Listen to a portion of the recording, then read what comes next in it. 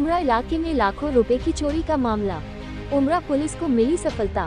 Four seasons building की 9वीं मंजिल से चोरी करने वाला नौकर बिहार से गिरफ्तार। पुलिस ने देवेंद्र राय को गिरफ्तार कर लिया। 2 अन्य साथियों को भी गिरफ्तार कर लिया गया। आरोपियों के पास से 72 लाख की नकदी, सोने चांदी के आभूषण बरामद किए गए हैं। नौकर ने मालिक का विश्वास जीता और चोरी की वारदात को अंजाम दिया। चोरी करने के बाद वह अपने मूल निवास बिहार भाग गया। ताज़ा खबर देखने के लिए देखते रहे स्टार न्यूज नेटवर्क। जय हिंद।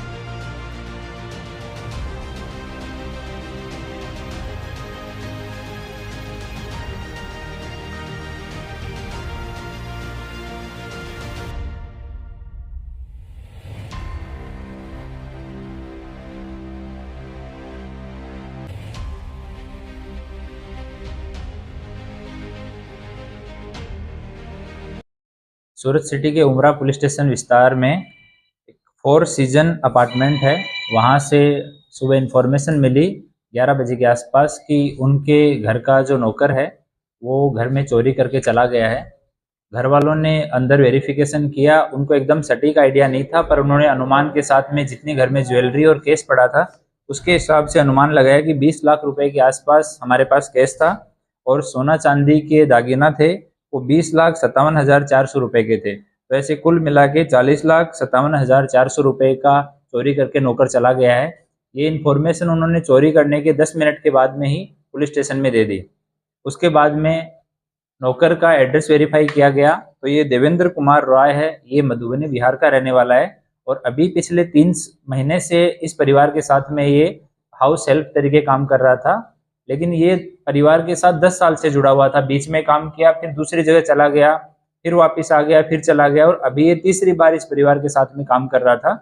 जहाँ पे 2 बुजुर्ग इस अपार्टमेंट में रह रहे थे, उनकी सेवा के लिए 2 नौकर रखे हुए थे। दूसरे नौकर को भी पूछताछ किया हमने, तो उसने बताया कि जब वो वहीं से उसने बैग लिया, उसमें सारा सामान भरा और जब वो निकल रहा था तो दूसरे नौकर को भी बोला कि तुम भी मेरे साथ चलो, पर दूसरे नौकर ने जाने से मना कर दिया और उसने तुरंत अपने मकान मालिक को फ़ोन करके जान भी की इसकी कि इस तरह से ये चोरी करके भाग गया है।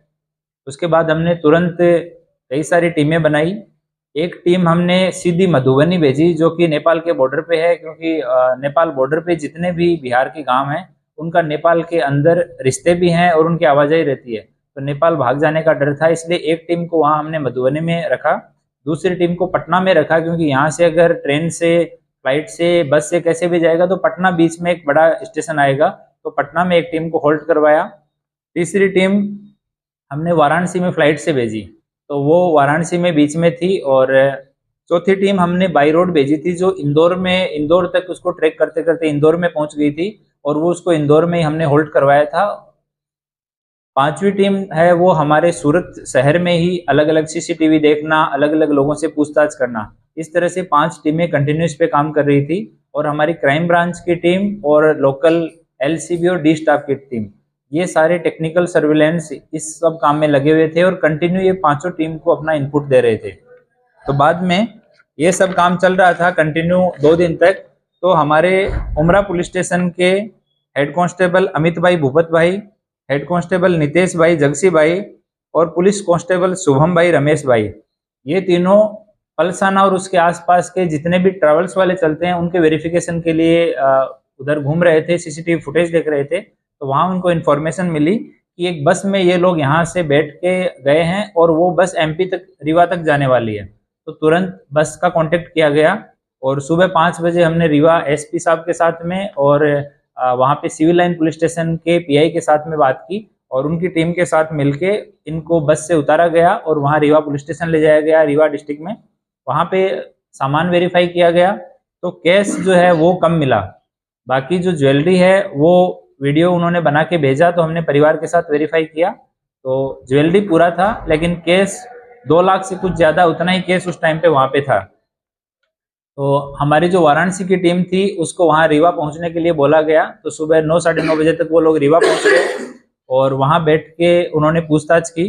तो पूछताछ में उसने बताया कि आरोपी जो देवचंद्र कुमार देवेंद्र राय है, इसने वहाँ पे बताया हमारी टीम को कि उसका एक दोस्त है जो उसके गांव का ही है और यहाँ पे रहता है सूरत में, उसका रत्नेश कुमार अशोक राय नाम है और ये गोथान गांव सूरत में रहता है। इसके पास इनका आपस में दोनों का भरोसा बहुत अच्छा था। तो 15 लाख रुपए इसके पास में रख के गया था कि मैं जब बताऊंगा या मैं आऊंगा वापस तो मैं ले लूंगा, तब तक के लिए तुम ये पैसे को रखना। तो हमारी टीम वाराणसी जो थी और इंदौर जो थी वो दोनों टीमें मिलके आरोपी को वापस पुलिस स्टेशन लेके आई। उसके बाद में नामदार कोर्ट के सामने रजू किया गया। नामदार कोर्ट ने उसका कस्टडी दिया, फिर पूछताछ की, रत्नेश का एड्रेस लिया, फिर रत्नेश के यहाँ गए। ये 15 लाख रुपए जो हैं वो रिकवर हुए। बाद में जब पूरा जो मुद्दामाल है उसको सोनी बुला के और वजन करवा के उसका वैल्यू निकाला गया, तो जो ज्वेलरी है सोना और चांदी उसकी कीमत 54,36,867 रुपए और जो केस है वो 17,91,500 रुपए है। और उनके पास में 3 मोबाइल हैं जो इन्हीं तीनों आरोपियों के हैं, वो 20,500 को, ऐसे 72,48,867 रुपए का टोटल मुद्दामाल है वो बरामद हुआ है। और 3 आरोपी इसमें अभी अटक किए गए हैं। एक मुख्य आरोपी जो घर से चोरी करने वाला है देवचंद्र कुमार, ये मधुबनी बिहार का रहने वाला है। दूसरा रत्नेश कुमार अशोक राय जो इसका मित्र था, जिसके पास ये 15 लाख रुपए जिसकी कस्टडी में छोड़ के चला गया। और तीसरा एक मुनानंद उमेश कुमार है। जब ये देवचंद्र कुमार यहाँ से चोरी करके जा रहा था तो इसके 3 भाई और भी सूरत में रहते हैं, तो अपने एक भाई के पास गया उमेश नाम के, उसका बेटा है ये मुनानंद, तो ये मुख्य आरोपी का भतीजा है। इसको ये अपने साथ ले गया कि तुम भी हमारे साथ चलो, और जबरदस्ती इसको लेके साथ में चला गया। तो ये 2 आरोपी जो साथ में थे वो थे, और एक आरोपी जो है जिसके कस्टडी में 15 लाख रुपए थे। तो इन तीनों को अभी अरेस्ट किया गया है। सारा मुद्दा माल है वो रिकवर कर लिया गया है और अभी नामदार कोर्ट के समक्ष ये मुद्दा माल प्रोड्यूस करके और मुद्दा माल परत उसको फरियादी को दिलवाने की कार्यवाही की जाएगी और इन तीनों से भी पूछताछ चल रही है।